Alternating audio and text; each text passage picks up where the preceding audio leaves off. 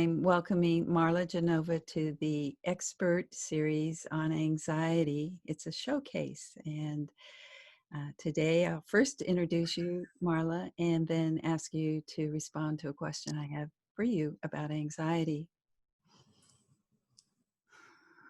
Marla Genova has worked with hundreds of people with social anxiety and/or public speaking phobias for 15 years through facilitating support groups, weekend workshops, and coaching. With these experiences, she has learned what helps and hinders others. Experience the power of perspective to see outside of your tunnel vision of fear. Marla will teach you how to change your anxious thought patterns by co-creating action plans to gradually accept and face your fears. Your specific needs will be met. You won't be judged, and you will certainly not feel alone anymore.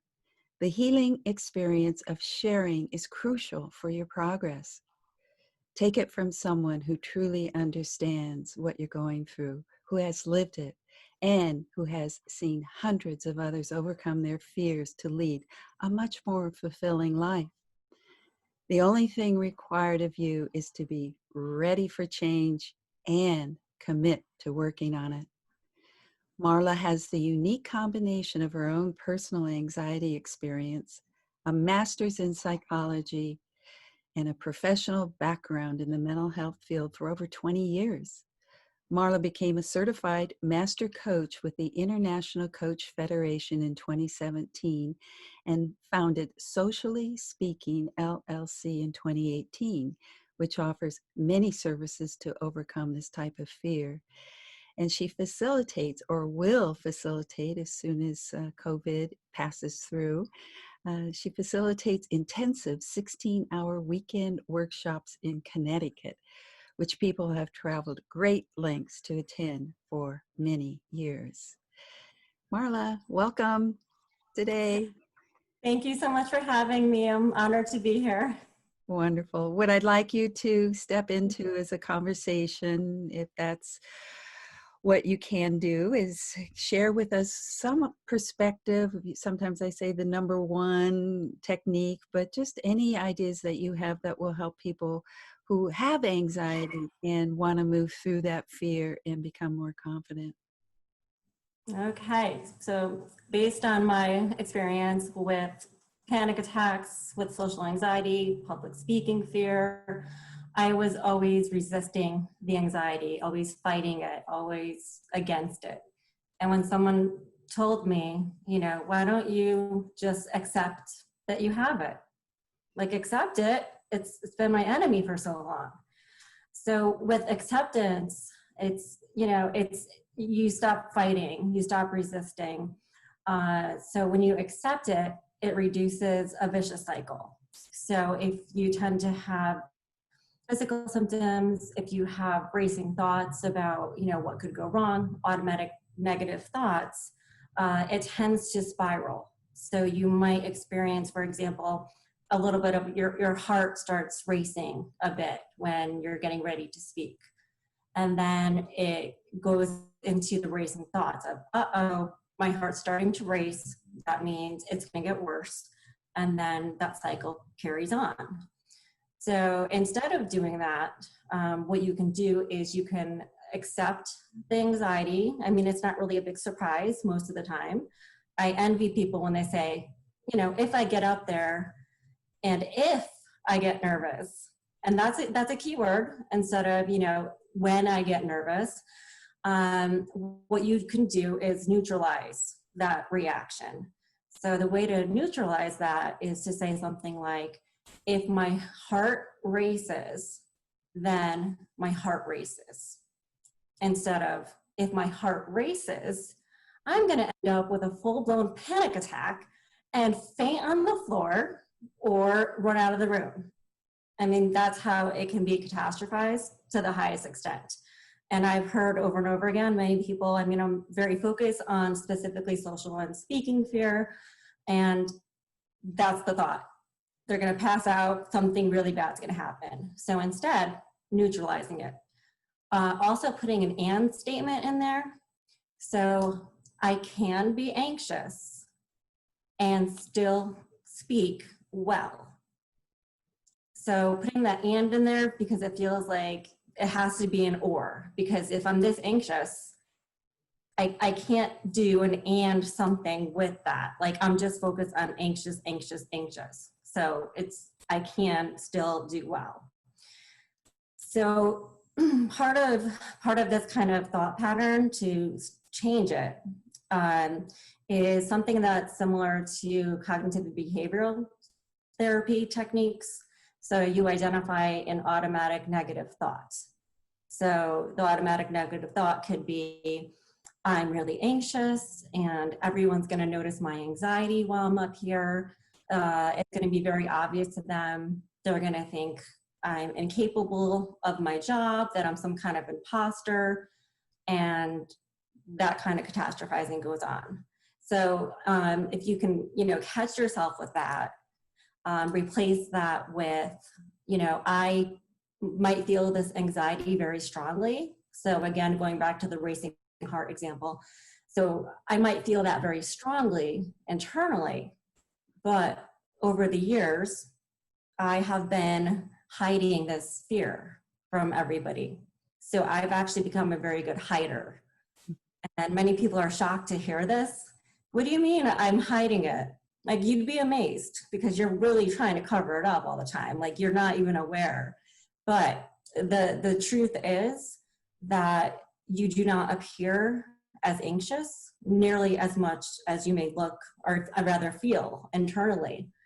And, I have evidence of this when I do my intensive workshops where people are up there and they sit back down and it's like, what rating do you give your anxiety while you were up there?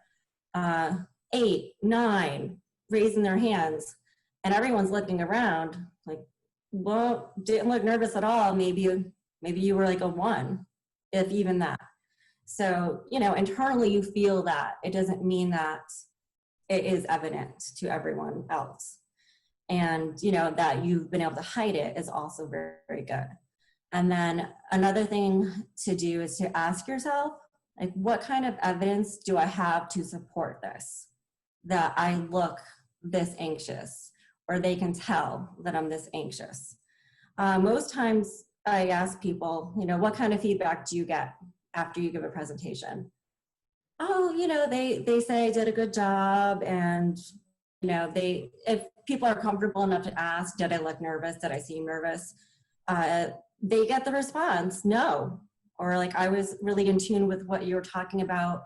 That's another technique, is like focusing on your message instead of focusing on your anxiety. So when you are like more focused on the audience and what you're trying to convey to them, it takes that pressure off yourself and all that focus off yourself. So they usually have good feedback about it. There is one thing that I do always like to recommend. People are not crazy about it. I like to highly recommend to either audio or video record yourself in every situation possible.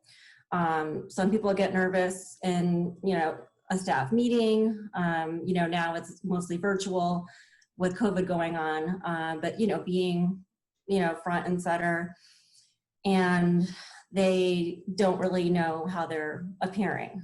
So I suggest recording, because when you watch it back, the key to that is only to look for anxiety symptoms only. Not, like Toastmaster style, like looking for ahs and ums and, oh, I didn't, project my voice enough, or I didn't move around enough, or whatever it might be. Strictly looking. If you think that you're shaking, if you think that you're quivering, you think, something's going on, the best evidence you can possibly get is to see yourself or hear yourself. If you think, your voice gets kind of funny, or, kind of a quiver in your voice, even if you're on a phone call, recording your end of the phone call, just to hear how you sound. I mean, social anxiety, people hate the phone with a passion. They are terrified of calling people.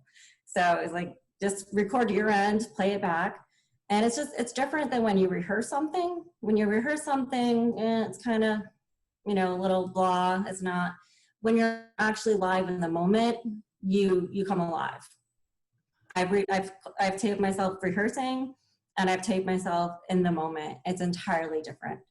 And I'm not going to beat myself up for whatever. I'm just, you know what, as long as my anxiety isn't there, I'm happy. Mhm. And one more thing that goes along with that, of just looking at the anxiety in itself, perfectionism correlates very highly with social anxiety and with public speaking anxiety.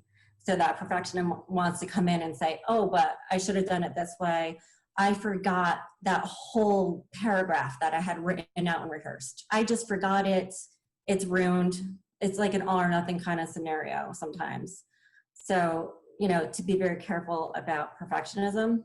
That's the really big one that I find that people put a ton of pressure on themselves.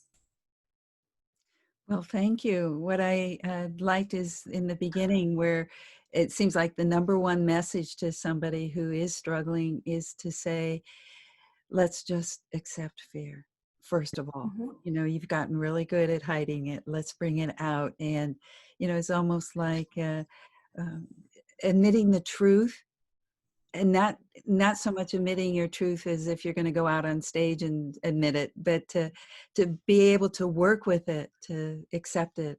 That seemed like the beginning of your message for people.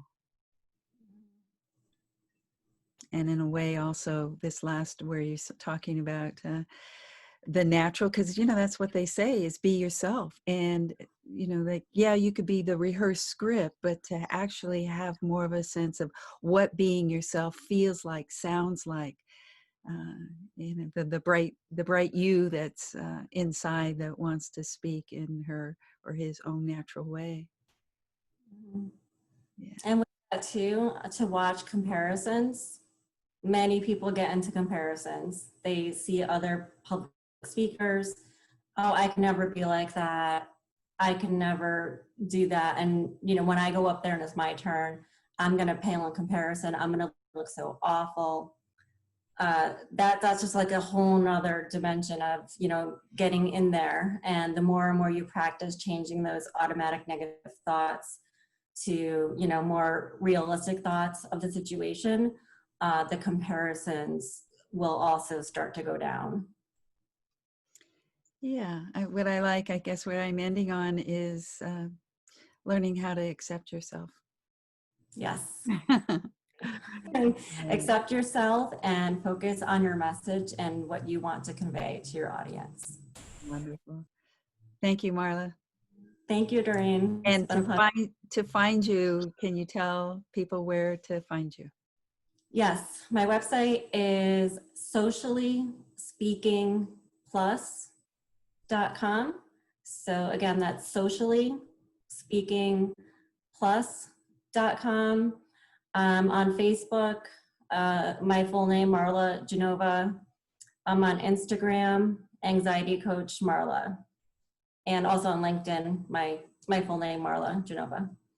Wonderful. Again, thank you very much. Thank you very much. Take care. Yes.